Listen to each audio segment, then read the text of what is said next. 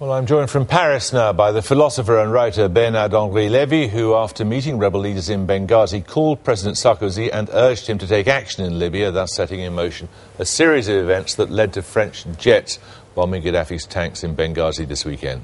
With me here in the studio is Abdel Bari Atwan, the editor-in-chief of the pan-Arab newspaper Al-Quds Al-Arabi. Bernard-Henri Lévy, this obviously very important intervention that you made. Just talk us through what happened. I don't know if it was so important. No, I was just in Benghazi on the ground. I saw terrible things. I came back to France with horrible souvenirs, and I think that I contributed to convince the President of France that there was a situation of huge emergency, that there was a human bloodbath which was preparing, and that an intervention was fairly justified. I tried to convince him, and I might have contributed to convince. Yes, you've written about how you called him, he took the call, and shortly after that he got committed to a no-fly zone. Had he thought about it before? I'm sure he thought about it. I suppose. Ask him. Ask him. What I can tell you is that that's true. I called him from Benghazi because I was so moved and so depressed by all that I did see on the front line of Brega and a little more west. I was so convinced that if we did not do something, as Prime Minister Cameron said, it would be a massacre in Benghazi. Gaddafi had made statements which did not make any doubt. If he went in Benghazi, his intention was to purge, to really make a carnage. So I called Sarkozy. I said, this is happening. I told him also that I had the chance to meet the heads of the National Council of Libya, of Transition of Libya, that these guys, contrary to the propaganda of Gaddafi, that they were not Al-Qaeda, they were not Muslim brothers, they were Muslims, of course, but moderate Muslims, devoted to democracy, attempting or willing to build an Arab democracy, and that it was absolutely not possible from our countries not to listen to this appeal.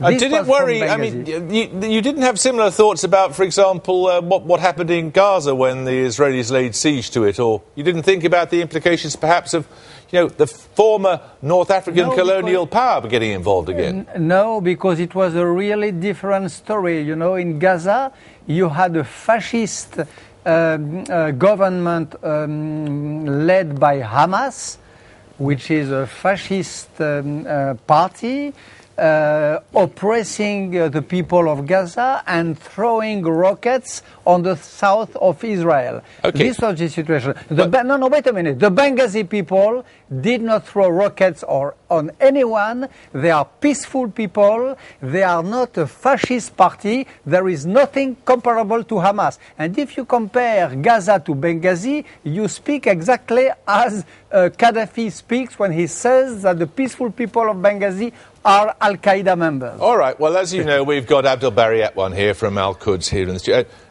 You can't surely object to what was a humanitarian intervention here. No, definitely. It is honorable intent to protect civilian people from a lunatic, cruel dictator like Colonel Gaddafi. So what's your problem with it? My problem is, the selectiveness. My problem is the long-term motives and the hidden agenda behind this Western intervention. I would like to remind Mr. Lévy that I was born in a refugee camp in Gaza, and you know that 1,400 people were massacred by the Israeli bombardment of Gaza, and I believe Gazan people are peaceful people. They are not actually fascist, and Hamas was elected in a democratic election and fair and transparent in Gaza. Hitler was elected on a democratic election. This is not an argument, alas, unfortunately. Yeah. But, right, tell us about your concern, because this is a widespread feeling, apparently, that there is a hidden agenda here. What do you think the hidden agenda is? You know, Jeremy, the Western intervened in two Arab countries, Iraq and Libya. It is not coincident that both countries are oil-producing countries. They never intervened, for example, in Yemen, who actually are peaceful and they have, legitimate right to have democracy, to topple a dictator. There is also the same thing happening in Bahrain. We never had Western intervention simply because these countries are not oil-producing countries. Can you deal with that argument, Bernard-Henri Lévy? Of course, I can deal with that argument. You know, if the real motivation, number one, it is not a Western intervention.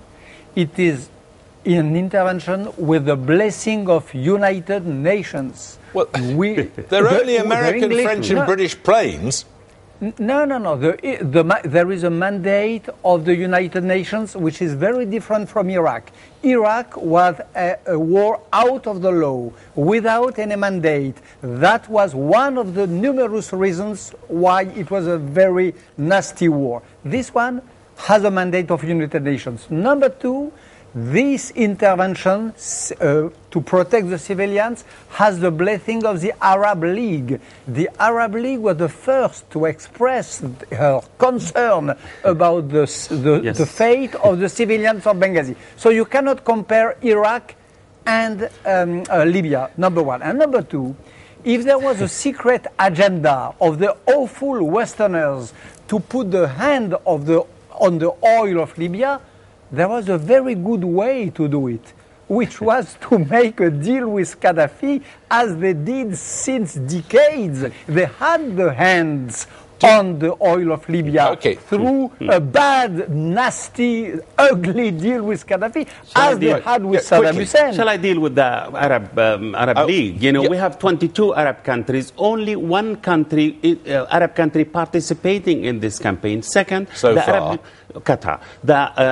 So the rest of the Arab world is perfectly happy to see this lunatic murdering his people, is it? No, they are not happy with that. Definitely, they should intervene. They should actually send their troops. They should do it themselves, not to turn to Britain, United States every time they have a crisis. Of it. That's the problem. No, they are capable, but they are... Why have they done it then? The West should exert pressure on them. Say, this is your problem, you have to solve it.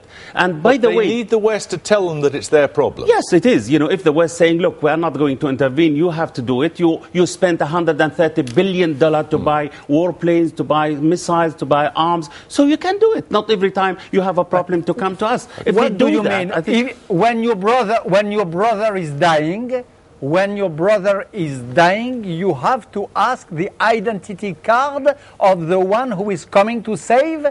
If he is an Arab, it is okay. If your brother or your son is saved by a Westerner, you say, no, don't save him, he has to die. This is not serious. The people of Libya are your brothers or are not? Okay, they are our brothers. Look, listen, they are our brothers. So whoever saved them, for me, is good. Look, they are our brothers, and we want to save them, and it is a must. About what I'm saying about the selectiveness, why you didn't say the same things about the people in Gaza who were caged, about the people in South Lebanon when they were bombarded for 34 days by the Israeli. This is our problem, actually. We want fair intervention. Okay, chaps, we're going to leave it there. Thank you both very much indeed. Now, tonight's vote in the House of